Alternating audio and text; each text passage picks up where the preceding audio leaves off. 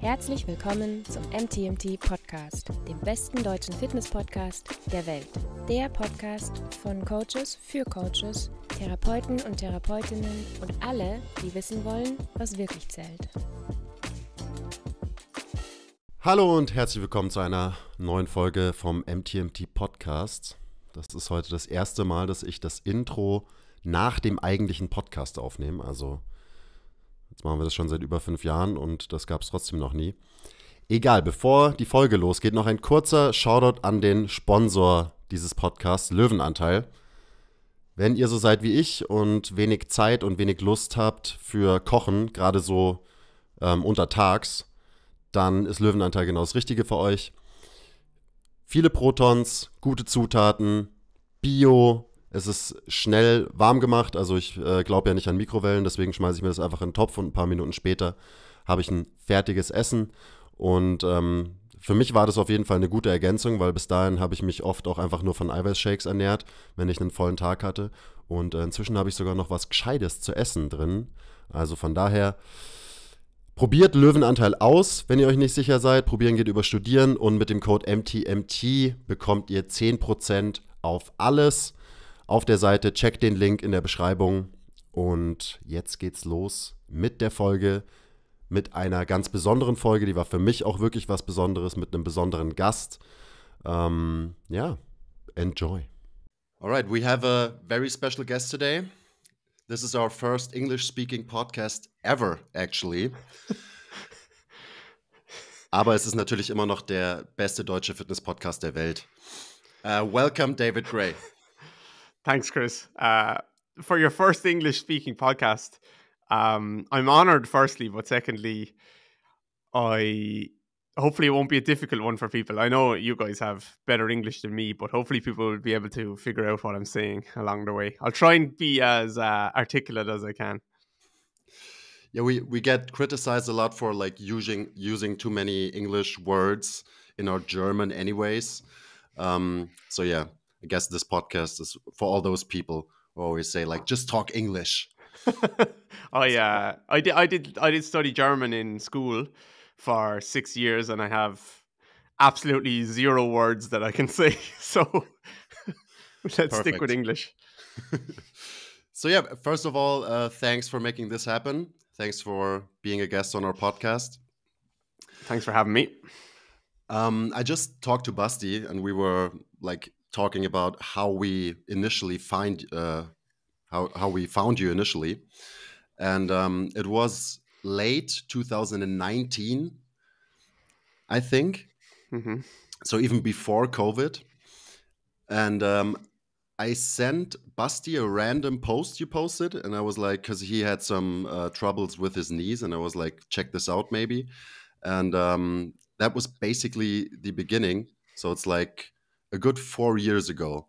And I still remember you had like 2,000 followers maybe at that point. Mm-hmm. When did you actually start putting the first stuff on the internet? Probably when I was living in Sydney, which was before 2019. So I think I moved to Australia in 2015, and I lived there for 3.5 years, I think.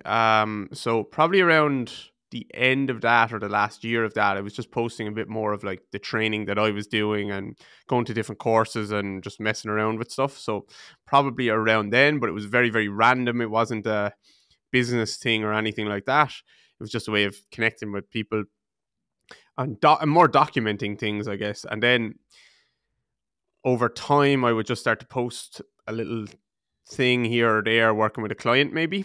Actually, even before I did that, I started posting like, here's what I think about something, rather than just here's an exercise that I'm doing. And that was a massive step for me to post, here's what I think about something.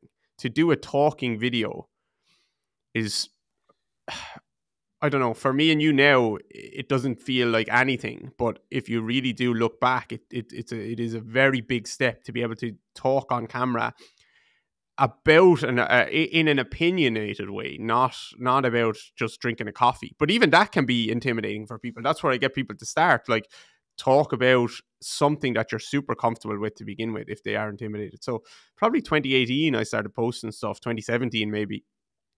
And then it was just a natural, like, pushing my comfort zone a little bit more and more and more. And now I'm at the stage where I post every single day, and for the most part, and it doesn't take me, I don't think twice about it. I just post like you guys. I just post.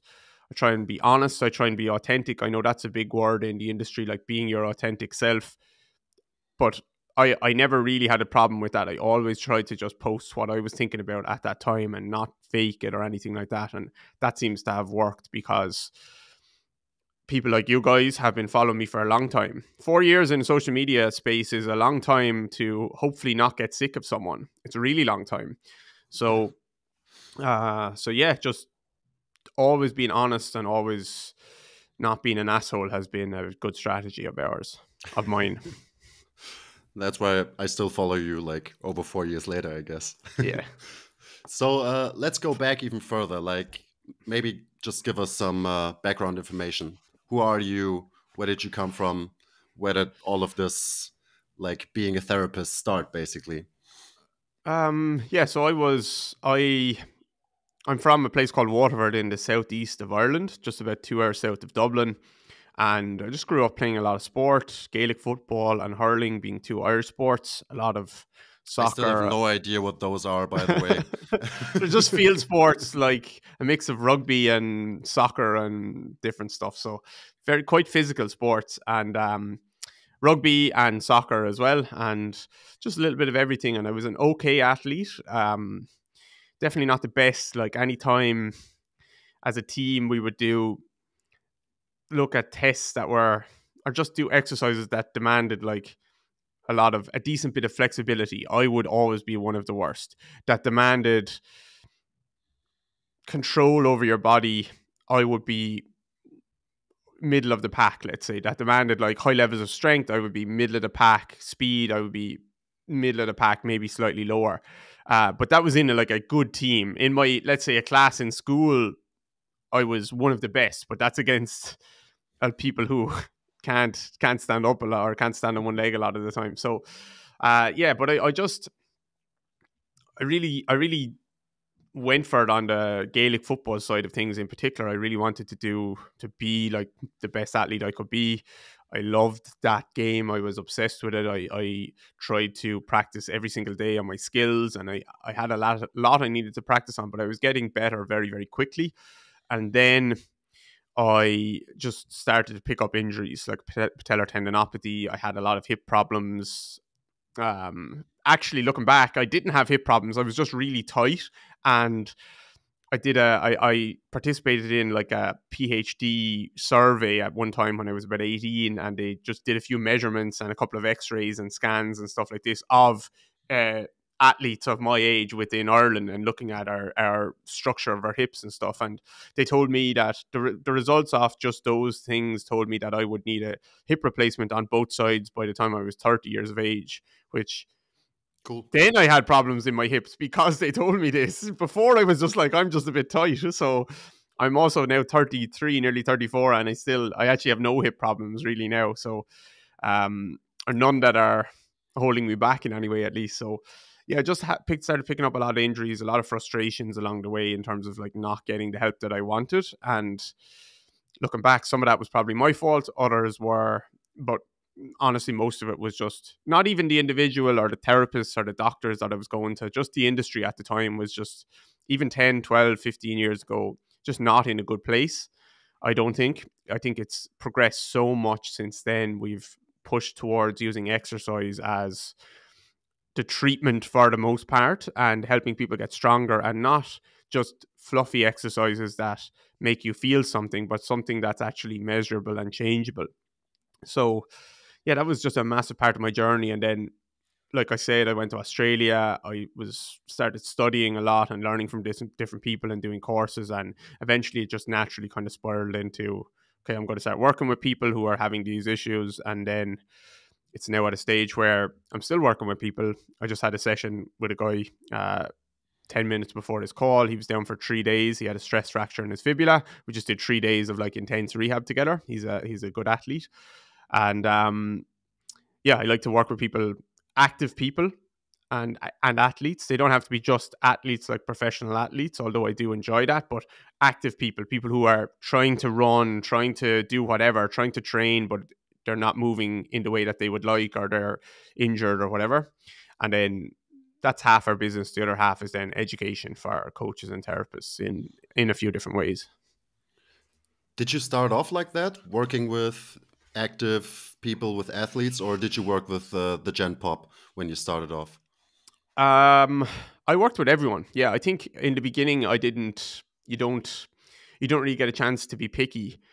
You just take what you get, and I worked with everyone. So like some guy just has back pain and he doesn't really train or he doesn't really exercise and he just wants help. So, but I always used exercise as my form of treatment. I did do a little bit of manual therapy. I still will do a little bit of manual therapy if I feel like I need to, but like literally it's probably like once a month that I would actually do that with someone, to be honest. If I see 100 clients in a month, for example, random number, maybe one person I will do 5 minutes of manual therapy with. So even back then I did a very, very small amount, and I always tried to promote exercise, and I was good at convincing people to do it. Just in sneaky different little ways, convincing them that they should be doing a bit of their homework and stuff like that. But I don't like having to convince people. I want people coming to me saying, like, you tell me what to do and I'll do it. I really like that. And we collaborate as a team together. So I did have Gen Pop, and I still do have some of that. But for the most part now, they're going to be active. They're going to be trying to train in some way at least. Yeah, I feel like you have to like earn that position to say like I only want to work with like active people. I think you kind of have to go through that phase of actually having to convince people, because that's what a lot of us do. Doesn't matter if we're personal trainers or therapists. Yeah, 100% you do. And I don't, I have empathy with people that are having to do that. I don't just say like, oh, just don't work with those people. That's not feasible for a lot of people. You need to build up you need to make money initially. You need to take what you can get. But the way out of it, a lot of people, especially therapists, physios, they fall into the trap of, okay, these people just want manual therapy, so that's what I'm going to give them. And then all of a sudden, you are the manual therapy person, and this is all you do. And now, to be honest, most of those people hate their job because it's very hard work. It's 8, 9, 10 hours a day of manual therapy where your hands are getting sore, your back might be getting sore. You kind of know deep down that, yes, this can be helpful, but it's not the whole thing here. It shouldn't be the whole thing, but I'm doing it anyway. So what you start to need to realize is that people are not actually coming to you for the manual therapy. Even if they say they are, they're coming to you to feel better. They're coming to you to get a result. And if you can deliver that result, then you become the person, the coach or the therapist. This isn't just therapy. You're the coach or the therapist that can deliver the result. And then you start to attract the people that you want to attract. And actually, even other people who never would have done exercise for any other therapist or any other coach, they will do it for you because you have a little bit of authority in the situation then. So yeah, I just always focus on the result that I'm trying to get. Yeah, that's a good approach. So, what were your like main influences? Because I'm sure you studied a lot. You probably dabbled in a couple of systems. And what did you actually take away from those main influences? Like, what do you still use today? Good question. So number one, my main influence was definitely my injuries. I have to say that is number one by far. My journey, me trying to figure out my body. That's what forced me to be like, okay, I don't just trust what this person is saying. I'm actually going to try and feel it for myself.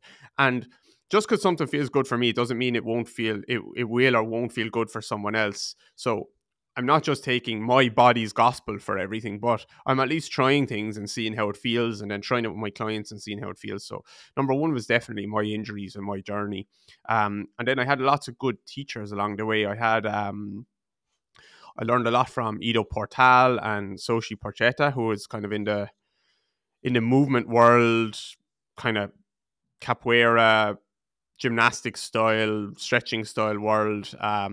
I went and learned from kind of internal martial arts, Chinese external and internal martial arts.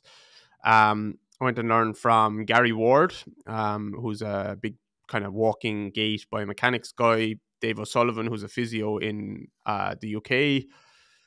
PRI, who are big on the breathing stuff. I know you've heard of all these guys, but some people might not have. And then kind of more traditional strength and conditioning type of people and practices and principles, like Yuri Verkhoshansky on the plyometric side. I like Dan Paff on the track and field and sprinting side, and Jonas Dodu. So it's kind of a big mix and match of all of those people.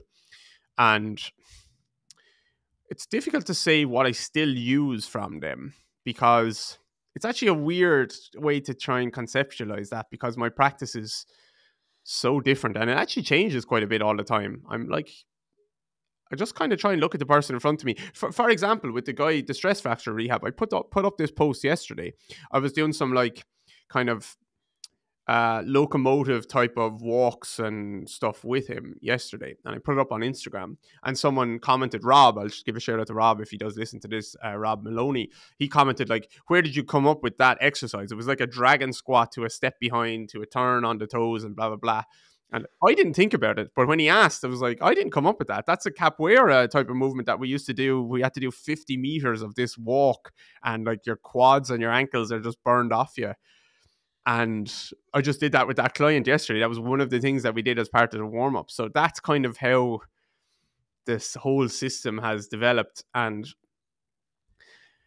I think part of my job now is helping people understand that it's not random. It might look random sometimes, and I might even say it's random sometimes, but it's not random. We have like strict enough kind of progressions in place, like checkpoints in place that we work through with people, but and movements that we teach where we're kind of quite strict with it. But it's half of that. It's half of like, here's the skills I definitely want to teach people, and then here's the like exploration around, okay, I'm going to throw this stuff at them and they're going to learn about their body just by doing these different movements in whatever way they can kind of figure it out. So yeah, it's just been loads of different people and loads of different stuff, I guess, which is a good way to learn if you can systemize it. Yeah, we had a podcast episode, I think last week, where we basically talked about like all the stuff we do. It's all just made up. Mm-hmm. Everything we do is made up, but it's not random. Like we're following certain principles. We know stuff about physiology, and all that knowledge just like flows into the stuff we make up, like when we're actually working with people. Yeah, that's a good way of acknowledging that. And like, yeah, it takes away your ego as well. Like, yeah, at some stage, everyone just made something up and put a name on it. And you can use whatever you need to get the result, but you do need to get good at pattern recognition and approximation. Like, we're all making stuff up, we're all guessing, but you do, as you get experienced, you start to see certain patterns again and again and again. And yes, you're still making a guess, but you're guessing off a bigger bank of information than before. And I think that's why teachers and mentors can be so important for you, because they've made stuff up, but they've also tested it for years and years and years and seen what works. So it's important to learn from people, smart people. Yeah, it's an interesting process, because like that exercise you came up with, the capoeira one you were talking about, like it's so interesting. Like, why did you think of this movement for this situation exactly? I mean, maybe you can explain, but probably you can't really even explain it. How that came to mind. Yeah, it's I can kind of explain. I couldn't explain it in the moment, but I can explain it looking back, in that I know the client quite well. We've been working for a few years, and he does we've done a lot of like very strict movements where I really teach him how to. When he first came to me a couple of years ago, he had a lot of hip problems, a lot of lower back problems, and shin splints all on the one side. Hadn't played an injury-free season in several years, and now he played 2 or 3 in a row. And then he just went up to a like higher level now, and he picked up a little stress fracture on his fibula. I think just from pure load. It's actually in a funny place. It's higher up on the fibula, which you don't usually see without someone getting a kick. So he was in a boot for 6 weeks or something, and he just came down for 3 days. But when he does his movements, he can be a little bit like overthinking it sometimes. So like as part of the warm up, we were just doing that stuff, and it was a way of getting his feet and ankles and calves working really hard. There's balance and coordination components, but also if you look closely and you know what you're looking at, you'll see like these really nice hinges and opening up the posterior lateral hip and blah, blah, blah. So like it's exactly what he needs, just in a less structured way. So I guess that's the answer. Made up, but not random. Yeah, exactly. So I still remember, I think it was when we were having burgers and beers after the workshop last year, you were talking about how you stopped consuming information, basically. Yeah. And I think you've been doing this for a couple of years now. So why is that? And how is it, or how has it been working out for you? Yeah, a couple of years ago, I just came to the realization that I was listening to too many podcasts. And I don't recommend people not listen to podcasts, because you have a great podcast and I have a great podcast. But at some stage,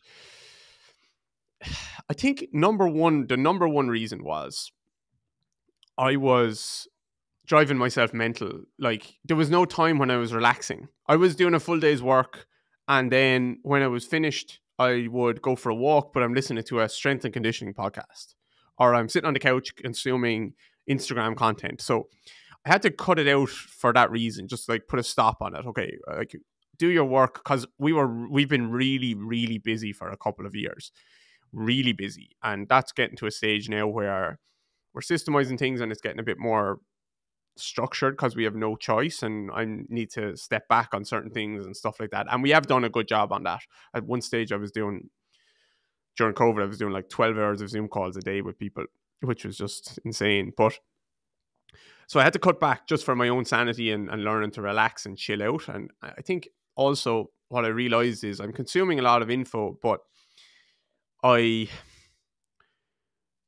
actually, some of it is random. It's like, where does this even fit in? I'm listening to this person and this person and this person. But what I realized is I have loads of information. I have shit ton. I've gone into so many different worlds over the years. I've been obsessive for over a decade that it's not more information that I need. It's a better model. It's a better lens. It's better principles of how to look at this stuff. And you can definitely go to a teacher or a mentor to help you with that. I do strongly recommend that. But for me, I'd kind of done that and still been left with a bit more of like, this is an information side of things. So I just shut it out for a while. Not completely. Like, it's not like I'm a monk not consuming any content, but I'm just not going looking for anything really. And it was brilliant for me. It was one of the best things I ever did. I just kind of decided I'm gonna apply what I know and try and structure this, systemize it, and see what happens, and get my learning from my clients. Like, really, really try and get the best results possible. And I do mean that, like better the results than what happens if I try to get better results than anyone else in the entire world would get with this one client here. What type of person would I have to be to do that?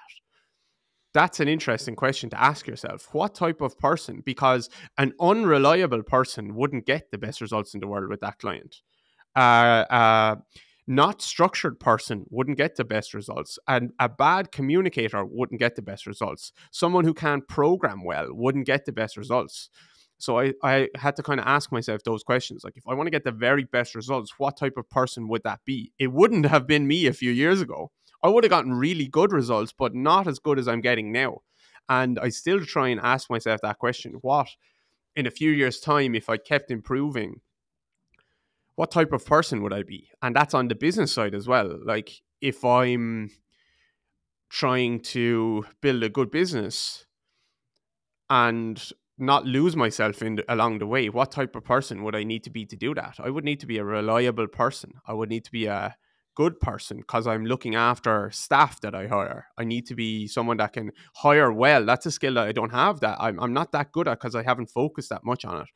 I would need to be good on the financial side of things. I would need to be just good in so many ways that I'm not good enough at right now. So yeah, I guess the summary to that is I looked a bit more inward for a while, and it was very, very helpful. I took responsibility for what I was doing rather than constantly looking for the answers from someone else.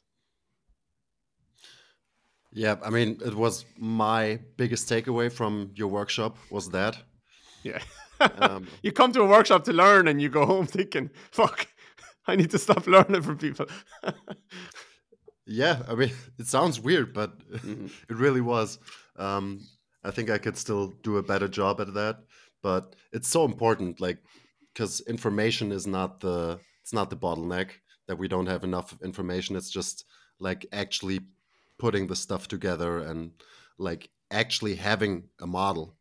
Yeah. Because like most people don't even realize you can't not have a model. But a lot of people like don't actually think about it, I think. Yeah. And someone will come along. Because we're always consuming. You don't think about what you think.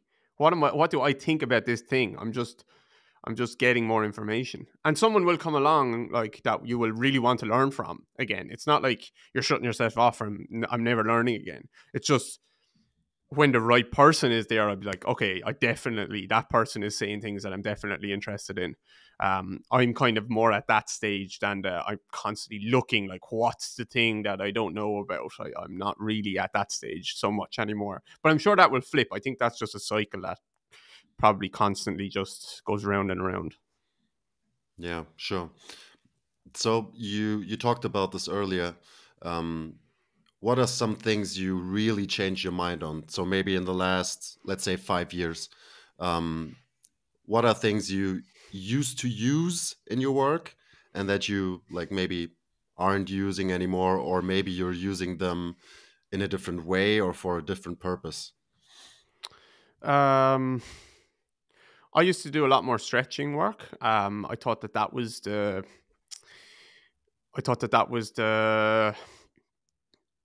I think it was myself thinking that I wasn't that flexible, and then looking at people who are very flexible, like gymnasts or yogis or someone who could do the splits. They could do front splits, side splits, and a back bend, and palm the floor, put their palms on the floor in a forward fold. Okay.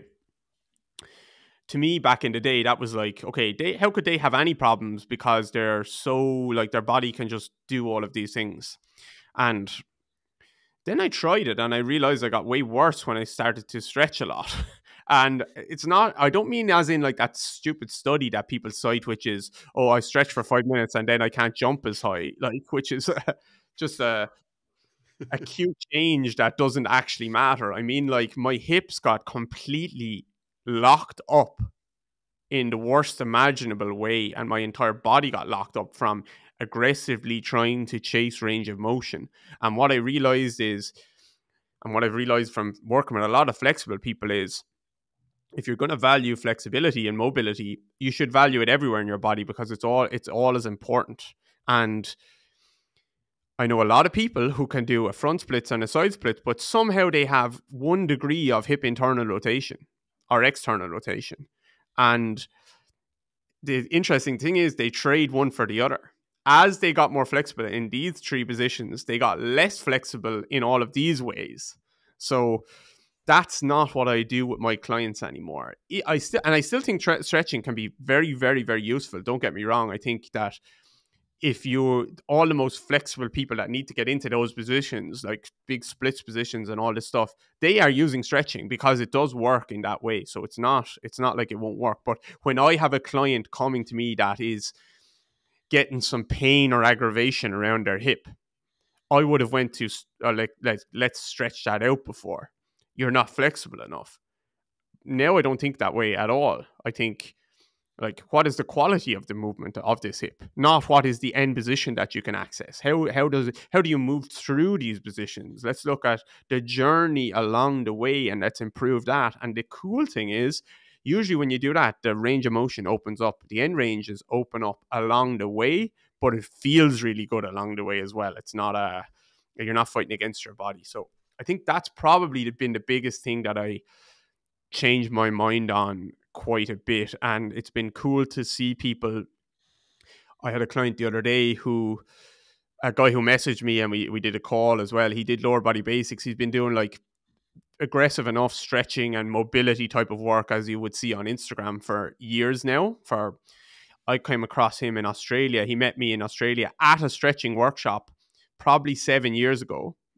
And he bought lower body basics 6 weeks ago. I don't know if we had zero contact in between. And then he just messaged me saying, my hips feel better than they have in 10 years. And I have more range of motion. And all I did was some pelvic tilts and some knee rolls. He was like, what the fuck is happening? So, and there's been thousands and thousands and thousands of cases like that. So that's been like, I'm not speaking from just my experience with my body. It's been applied across the board, and not just people who bought my stuff, but coaches who kind of learned this stuff and applied it with their clients. So now you're talking about literally hundreds of thousands of people across the world have had this phenomenon happen to them, which is fascinating to me.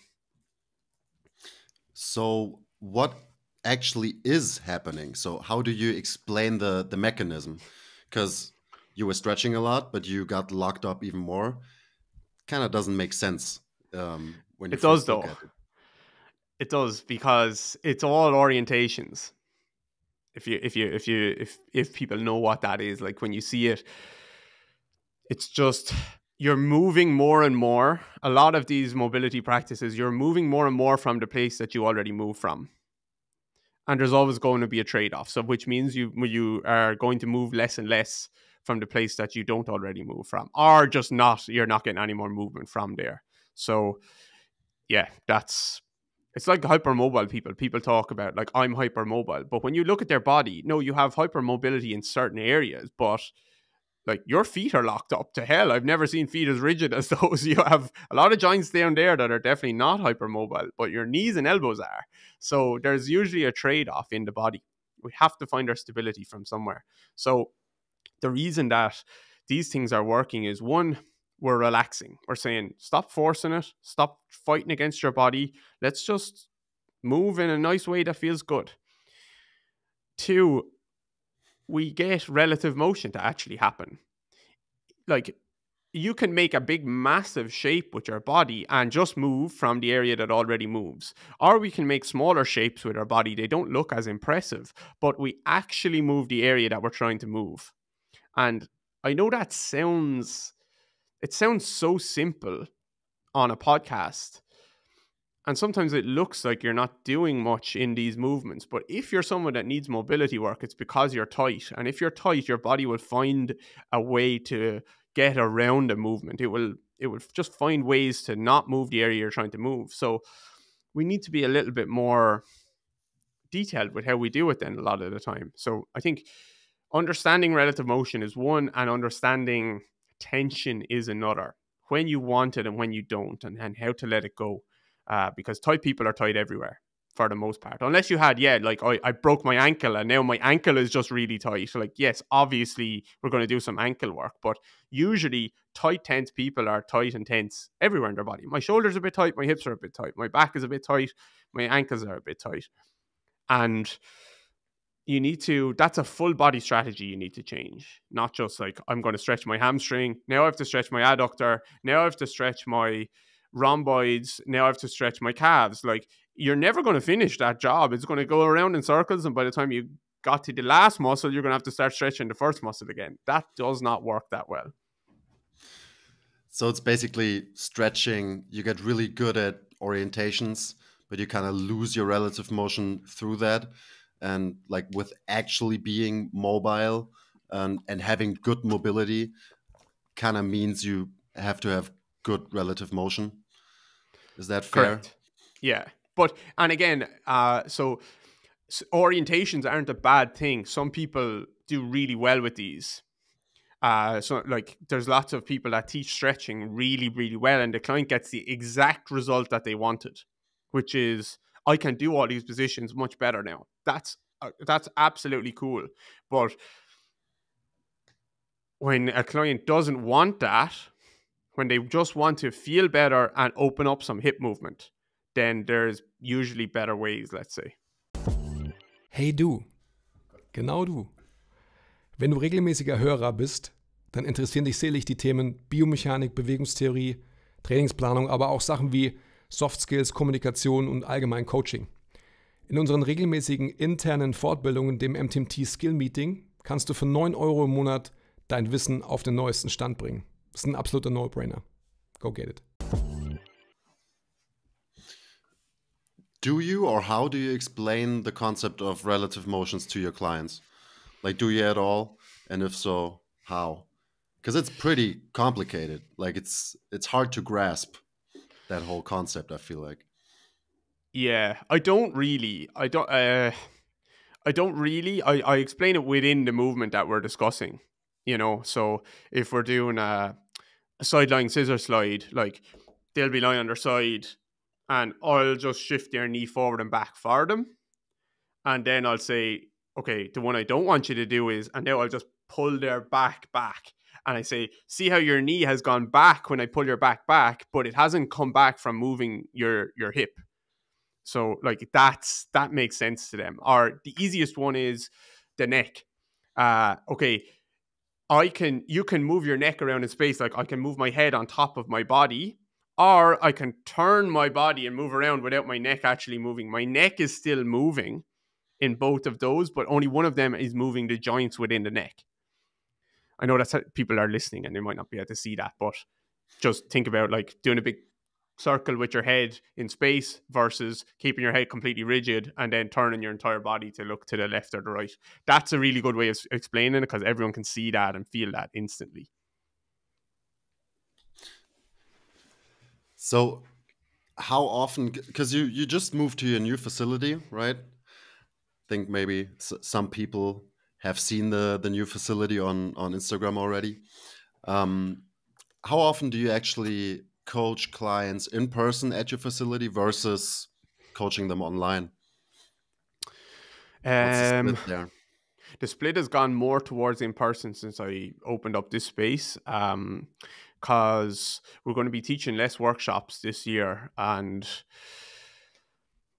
I just want to do a bit more coaching in person. I enjoy that. So probably this week, I probably have taken on, probably do 7 to 10 sessions in person.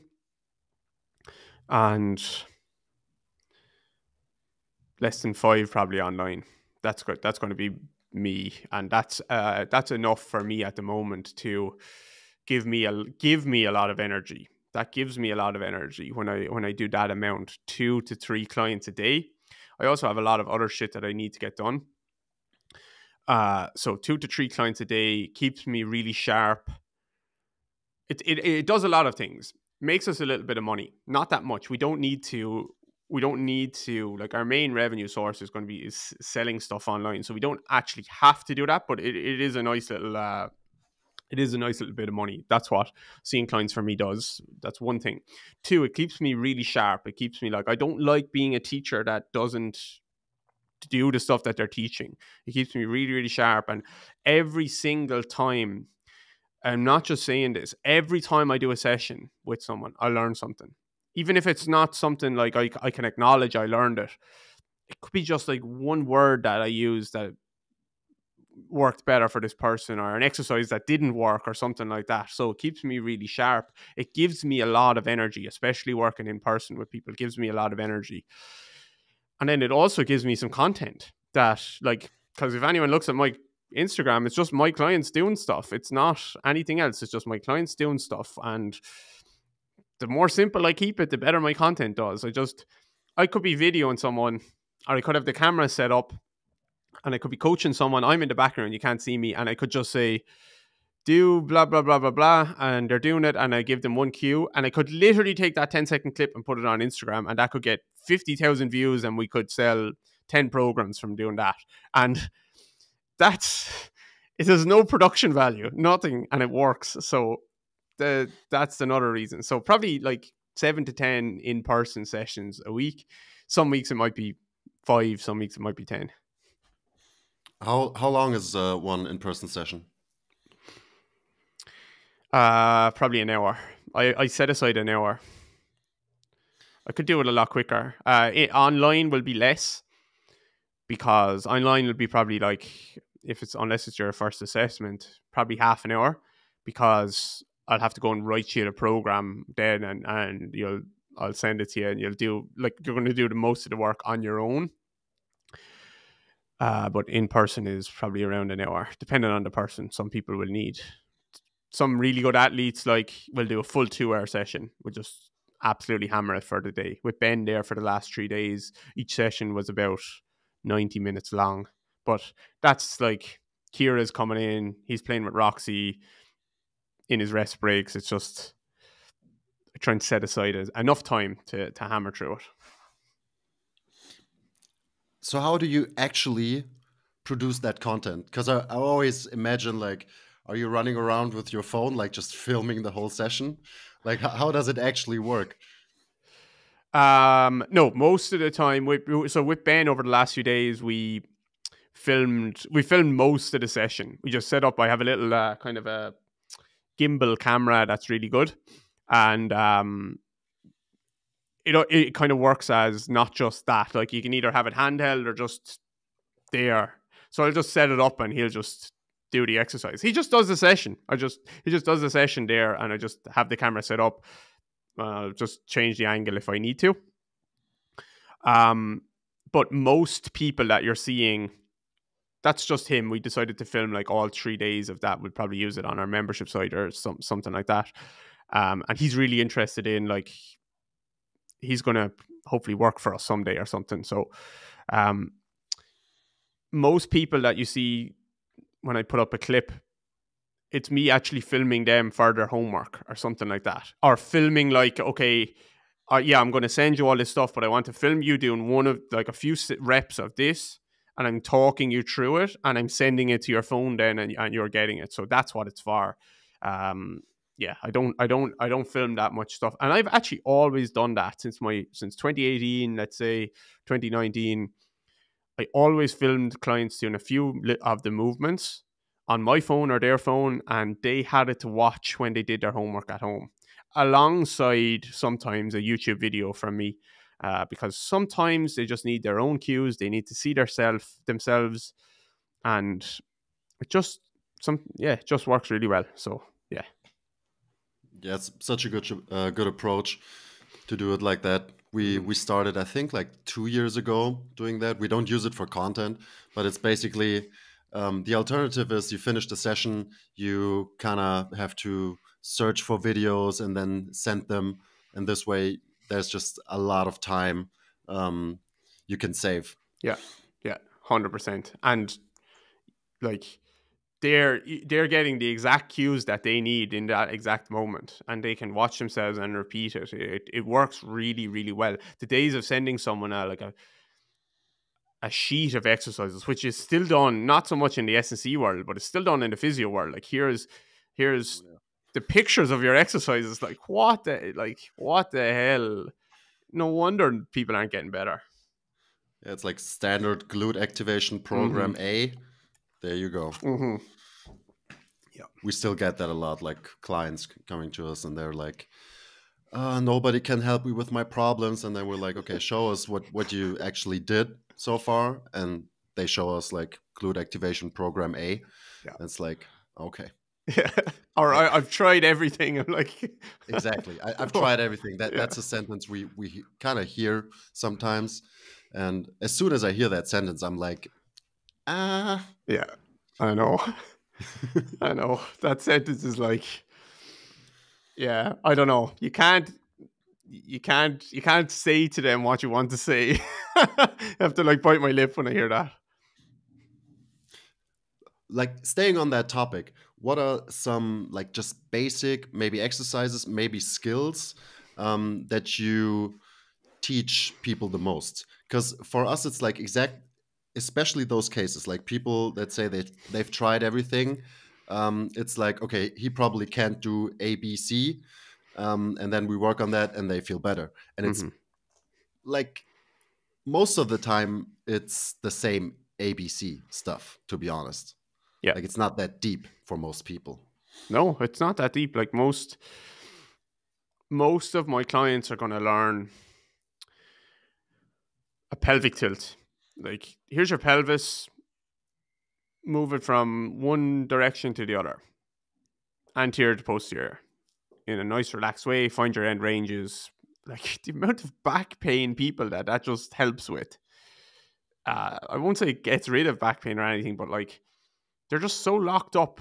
Not because, I don't mean the pain is because of the biomechanics of them being locked up. It's probably the other way around. You have pain and now you're locked up because of the pain, but we can still get it moving. So pelvic tilt is one. Basic squatting variations and hinging variations, but like actually doing them in a way that is a squat and a hinge, where it's a learning for them. It's I want you to move your hip here in a hip hinge, but you don't move your hip when you try and do a hip hinge. So you're like, people see some of the exercises and the hinges that I post online. I'm not saying you have to do it in this way, or saying that these are the best hinge exercises. I'm just using them as a vehicle to teach people how to move their hip in this way. And then that can carry over to a million other things. You have the world as your oyster. But a lot of people will just say, like, let people do the way, whatever way they do it, whatever way they want to do it. But if that's the case, like, why would I give them a hip hinge? Why not a bicep curl? Because when they try to do their hip hinge, they don't move their hip anyway. So I may as well do something else.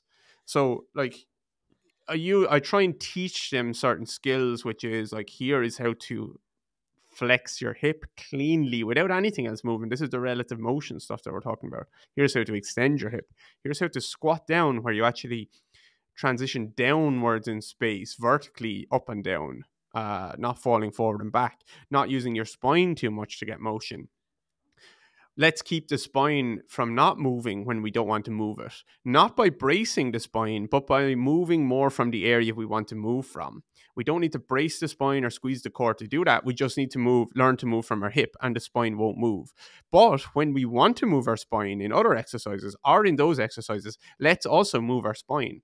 You're also going to understand how to flex through hopefully all of your spine, extend, side bend through all these, rotate through all these segments.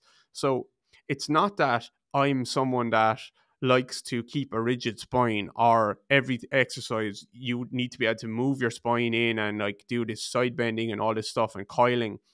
No, I want you to be able to do all of that stuff, and now you can pick and choose. If I say, okay, hip hinge, really clean, like, now you can do that. If I say Jefferson curl, now you can do that. So those are the things, basic things. And then there's exploration from that point. Exploration comes in not from that point as well as that point, but if you just let people explore their movement in a million different ways, again, they will just move from the areas that they move from. So we have like 50% exploration, where it's like, okay, let's get our body moving and not have many cues and blah, blah, blah. But also there's 50% of like, let's open you up in ways that help you move in ways that you cannot move. And that's not the same for everyone. Some people don't need that, but that's roughly what I try and do with people. And the cool thing is they spill into each other. The more I open up space where you're lacking space, the more in your exploration stuff, you start to use that space without me even needing to cue you, because it's available to you. So yeah, that. And then I guess the other stuff is like, we do a lot of plyometric work with people, jumps and bounds and hops and all of this stuff. More overcoming, where we're nice and stiff, more yielding, somewhere in the middle, patterns where we're moving from one to the other. I just think it's really important to get people reactive, rhythmical, and build confidence where they can leave the ground and come back to the ground again. Yeah, it's a good way to create that integration basically, or that exploration. Because when you were talking, I was thinking about like isolation and integration, because the first part you were talking about is basically a very isolated approach. You like pick out one system and get that system to move really, really well. For example, the hips, and then exploration is more like the integration. I think isn't like Ido Portal, isn't that like one of his things, like going from isolation to integration? I mean, Yeah. basically, it's a thing everywhere in the movement world. Yeah. He's But just he very talks rigid about with it. it though. He's quite rigid where it's like one to the next to the next. What is it? Isolation, integration, improvisation. He uses that as the last one. So it's like, okay, and you need to have all these qualities to then do this and then do this. I'm not quite the same as that. I'm like, we can do all of this at the same time. But when we're doing one, we need to know that that's the one we're doing. Yeah, I feel like we definitely need that isolated approach, because like nowadays everybody likes to talk about being integrated, holistic, whatever, whatever. But that part doesn't work without the isolation part first. I feel like it's just in the past, isolation, like people were thinking about muscles all the time. So it's Yeah. always about like which muscle to isolate. Yeah. But it's way more valuable to actually think about isolating like joint systems, getting them to move well. Yeah. Because if you focus on that, it might be isolated, but you're always getting a lot of muscles with that approach. Yeah. So if you think about the muscles, it's always like all the muscles that connect to that joint are doing their thing. Mm-hmm. So it's an isolated approach that is more integrated by nature, I guess. Yeah, I think so. And especially if you take a sensory view of things where if you take walking, for example, let's say someone doesn't bend their knee when they walk very much, which is not uncommon. Some people might think it is, but it's not.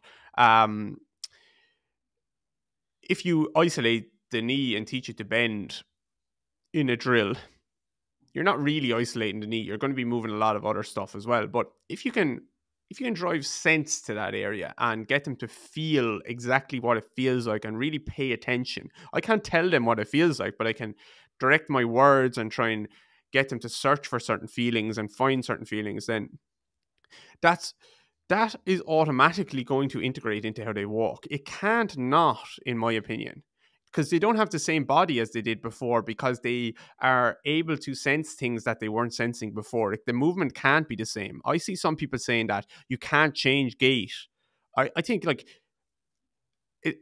how could it not change? It's impossible for it not to change. Every single step is going to be different anyway. So if we do an exercise and we drive sense through the roof, it's going to change. I'm not saying it's going to change.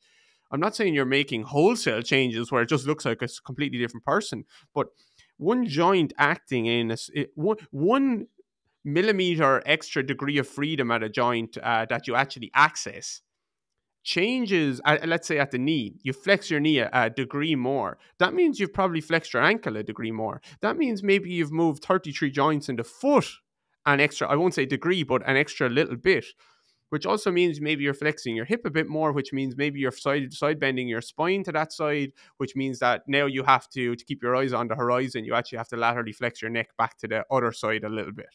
So anything isolated, if done in the right way, with the right intention, with the right sense around it in particular, it can't not become integrated, in my opinion. I feel like you have to trust that it gets integrated, because if you don't, you just like keep following certain rules and progressions and whatever, which are basically just giving you a false sense of security. Like if you feel like, okay, yeah, that has to have carryover to whatever. Because that's always it's a tricky topic for me, that whole topic. Like, does it actually get used by the system if you create movement X? Because we never really know, so we kind of have to trust that our body just like takes this new thing and actually uses it. Mm-hmm. It does. It does. It's just about speed and load then. Like as look, the most simple way to change how someone moves is to put on a little bit of muscle or lose a little bit of muscle or a little bit of fat. Like, put on a bit of weight or lose a bit of weight. Like, you now have a different body that has to move differently. We've all seen the guy who went bodybuilding for 3 months in the off season, came back 5 kilos heavier and like moved like shit now. Like, that changed. Like, he has a different body, he has different muscles, different physiology. It has changed how he moved. So putting on muscle can change it for good or bad. Losing some muscle could change it for good or bad, depending on who you are. Opening up space could change it for good or bad, but it will change. It definitely will change, even if it's just like in certain positions, it doesn't look that different, but like the how you share the load across the body will change. It's just about speed and load, and I think people don't know how to progress the gentle knee bending drill all the way up to 1RM or 3RM squat type of drill that gets the knee bend to happen in the same way, then all the way up to change of direction drill and a sprinting drill and a plyometric drill. Like, that's the way to guarantee that it changes, if you can keep progressing speed, load, intensity, complexity along the way. Yeah, because that's always the argument, like, for that stuff not being useful. It's like there's not enough load, so your body like won't even recognize it as a stimulus, basically. I'm not sure about that argument. I've worked with some of the strongest powerlifters in the world, and we've done some gentle pronation drills, and they've improved their squat off the back of it. You know why? Because the limiting factor was their ankle mobility or their foot movement on that side. I'm not saying that every single person will get a stronger back squat, when they do a pronation drill. But for the right person, if the limiting factor is your ankle and that's causing you pain when you're getting a bit of ankle impingement in there, which is not uncommon in the powerlifting world, and you're shifting across to one side, there's a bit of inhibition there. Because of the pain and because of the feeling that you're not very stable, then that pronation drill didn't make you stronger, but it gave you the space to express your strength in a different way. So I see that constantly, and I constantly see people online saying, oh, that stuff is too low load to make changes. And I know that person is a dumb person. They don't understand. It's a good example, like the powerlifter, because like maybe the stimulus is a stimulus because it's so different from all the other stimuli they usually get, which are compressing, which are like tightening up, getting tense, and like letting go, exhaling, yielding, whatever you want to call it, is so different from what they usually do that their nervous system is like, hell yeah, this is a stimulus, even though it's like super low level. Maybe it's a stimulus because it's super low level. Exactly. Yeah, exactly. It's helping them understand different levels of tension, and sense is an important stimulus that people don't talk about. They don't understand. Like, if every single time you push your knee forward over your ankle, you're braced to do that. And we start to do it in a way that you're relaxed, and that opens up a little bit of motion at your ankle. Like, I just can't understand people that say that might. I'm not saying it definitely like this, as in like that's automatically going to change something. But a lot of people are saying it can't. It's like impossible that it could.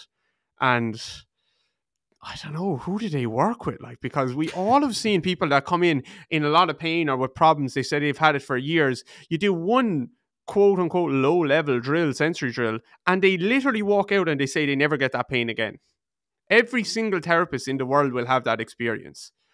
With manual therapy, someone, that fixed my pain. With going to someone that, I don't know, did God knows what, like that fixed my pain. It can and does happen constantly that low level, low load stimuluses make changes. And I think a lot of it is just because it gives the body a chance to sense an area in a way that it hasn't in a while. And the body made the change because it realized, maybe I don't need to hold this tension. Here's a bit more freedom or whatever. So we don't need to play God with this stuff. You don't have to say it's impossible for this to make changes, when clearly the body of evidence is that that stuff can change in milliseconds and actually stay changed for reasons that we don't understand.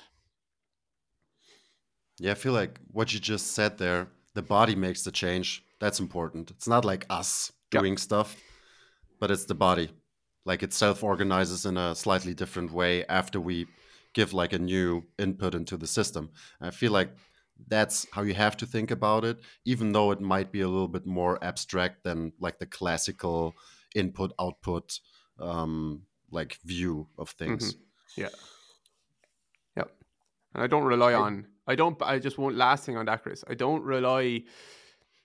don't bank on a quick change. I'm not interested. Like I'm not, as much as I said all that, like I'm not particularly interested in a quick change. Like my whole work is about continuing to work with people, progressing them, making them stronger, making them move in all these ways. But it can start with something small that can kickstart or light a fire in a way that we really needed that to happen. So I don't need to rush to high load activities immediately, but I'm also not banking on quick acute changes. I'm interested in residual changes that do stick, that are predictable and repeatable, but that can start with nice, small, gentle movement that can make a big difference. Yeah. I was thinking about this a lot more after we had our session last week, because I was asking you like, okay, should I do the pronation drill right before I do like my heavy training and stuff? Because that's the way it usually works. That's how I learn stuff. You do your mobility and then you take that mobility into your training. And your answer was just like, nah, I don't care. Just do it whenever. And I was like, huh. Are you there? I lost you for a sec. Can you hear me? I'm here. All I heard was, and you take that mobility and then you cut off.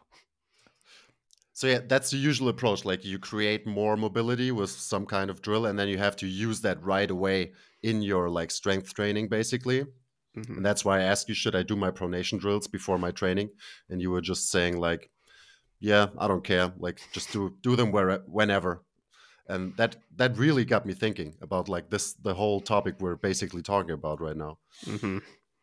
Might not be that important to like actually like put them together, or maybe it's even more effective if you like separate them actually. Yeah, maybe. I think for most people, I would say like the answer is, yeah, do it a bit before. For you, I just wanted to give you a new feeling in your foot, and which I think we did. It gave you a new way to like explore it and find some space that wasn't there and load that wasn't there before. Loaded in a way that wasn't there before. And for you, someone very experienced with your body, it doesn't have to be done at a certain time. Just do it and feel it. And if it feels good to do it before you squat, do it before you squat. If it doesn't, don't feel like you have to do it. Just do it at some stage in that day for a few reps, get that feeling and take it with you. And it's actually, especially when you're doing like stuff where you work on the foot or the knee, if you do it whenever, you still walk around all the time. So basically, you're giving your body a chance to use that stuff right away anyways. We just don't think about it that way because it's not training. It's just like moving in life. Yeah. Gary Ward has a phrase. He says, walk yourself well. So he like encourages people to walk a lot, but he does some drills, like some of his little foot drills and stuff like that, and then just encourages people to make sure that they go for their walk after doing that, just so you can take the feeling with you. But like, it's probably the walking that's doing the job. You just drove a little bit of movement in a new way through the sense, and now you just get it to take that with you when you go for a walk. So instead of doing 10 reps, now you get 10,000 reps of that. But the like I said before, it won't happen because it hasn't been happening. So if we can get it to happen, like now it will happen. I didn't want to say happen as many times, but yeah. So did you do it, and how did it feel? Still feels really good. Like I do them, as you told me, whenever I have the time, because like those drills aren't fun, so it's tough for me to actually do them. But if I watch TV in the evening or something, I just stand up, pronate my foot for like a couple of minute each side. Yeah, and I feel like it's kind of the missing link, because I found a way to like actually load the tissues and get that analgesic effect. That is cool. but my foot still can't do all the things I wanted to be able to do. Yeah. So yeah. I think it could help. It could help, and at the very least, you learn something a little bit about like how your center of mass can change how the foot loads, and I don't mean forward and back, but more like side to side, and how you can open up a foot in different ways. So yeah, that, and again, that's just a little learning that can carry over to a split squat, say, or whatever, it's just like it always carries over. There's never it carries over to something. It definitely will change something, even if it's just your awareness of how you get in on top of your leg when you're doing God knows what exercise. Like, it's more knowledge is never a problem as long as you know how to filter it. Yeah, well said. I was just thinking about, because we worked together with a guy, Eddie, shout out. He's an orthopedic surgeon, but also an osteopath, and he got mentored by Bill Hartman. So he's really into that model and uses it a lot. Yeah. And I was talking to him one day, and he told me, like, he wants his patients to walk home after the session because he feels like the actual changes they stick if people like just walk. So it's basically the same thing that Gary Ward said, but like in a different context with a different model. So yeah. That's cool. I like it. That's good. So David, you already said that you were gonna tour a little less this year. I mean, you have a pretty big project coming up. Yeah. Probably your biggest project yet. How do you see like yourself moving forward through this year and the business developing, like big picture? Are you gonna like keep touring less over the next couple of years? What's the plan? Yeah, probably. Probably we need to develop our online offering in a better way, in a higher level way that is focused heavily on implementation for people. So we've put out a lot of information there over the last few years. A lot of people have been able to use it to do really well with people, but I want to focus heavily on like the implementation of it. So yes, I'll teach you everything that I think about stuff if you're interested in learning that, and like also really help you get really good results with your clients. Not just thinking about movement, but like, this is how we apply it, and this is how you can apply it, or this is how you can tweak it. So that's our next step, is like getting in very deep into the mentoring of coaches and therapists who are interested in that. And I want that to be very high level thing. I don't mean that people have to be the high level coming in, but I want it to be like a life-changing experience. Well, it is life-changing. Like, if you change your career, you change the trajectory of your career, that changes your life. All you need to do is look at me and look at you for that.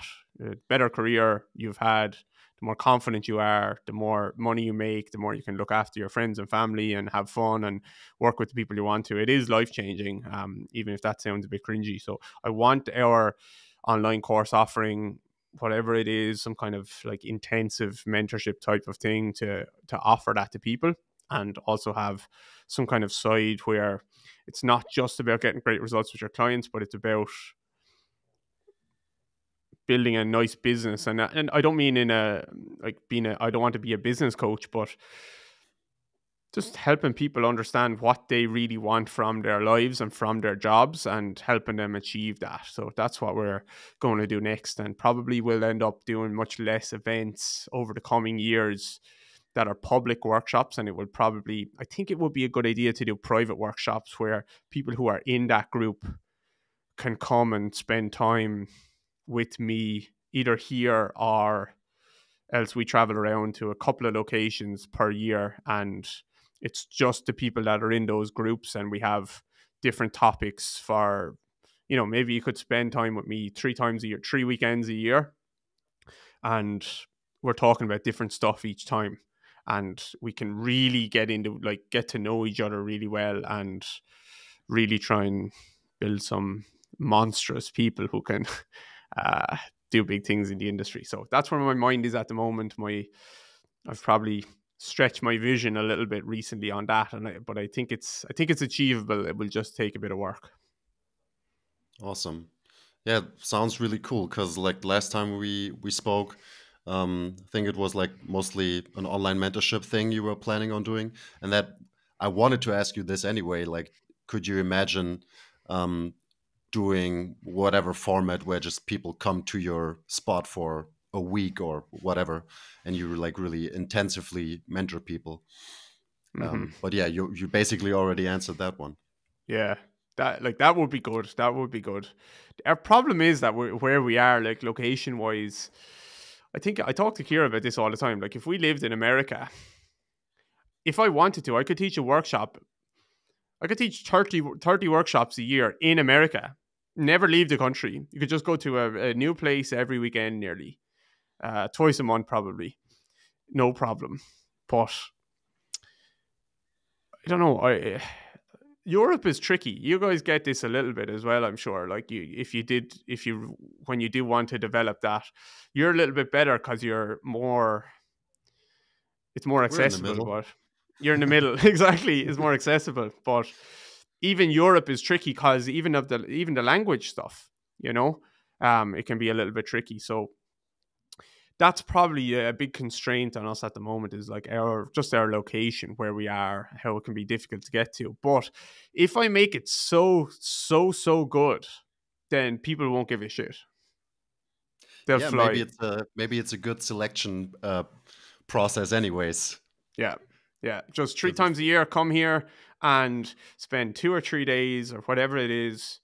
You already have gone through the online stuff a lot, and you're still engaged in that group, and then you come here and we like really hammer out exactly what the biggest problem you're having in your business or with your clients right now. What's the thing that's holding you back the most as a group? Like, you all need to figure this out, and let's trash this out and figure it out together. Like, that is a rocket ship to getting to where you want to get to, if you can actually put yourself in rooms like that.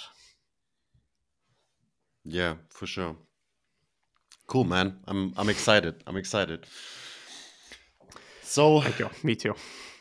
Thank you very much for your time. It was funny. We were looking up like our old saved posts of yours, and Basti was like, he's still like posting the same stuff he did 4 years ago, which is really cool to see, because you've been really consistent in your message, basically, for like at least the last 4 years. Like, that's how long I know. You see the same team running through it all the time, even though like it's said in a different way. I was thinking about that recently as well. I was thinking like people could go back, because one day one guy goes like, oh, you stole this off someone else, he said to me, and the guy he was talking about stole it off me 4 years ago. I was like, you need a history lesson here, buddy. So yeah, thanks for everything you did for us. You're one of our biggest influences. Like the stuff you did over the last couple of years, I don't think there is anyone else like who influenced us that much in our work. So thanks for everything you do. Keep doing what you're doing, and I hope I'll talk to you soon on this podcast again. Yeah, thanks, Chris. I appreciate you guys. I think you're doing a great job and spreading the message. I don't mean my message, but just a good message of good movement and being good coaches, good guys, good people, running a good ship and good education. So I really appreciate that. And thank you so much for having me on. And yeah, definitely let's do it again sometime. Will do. Okay, bye.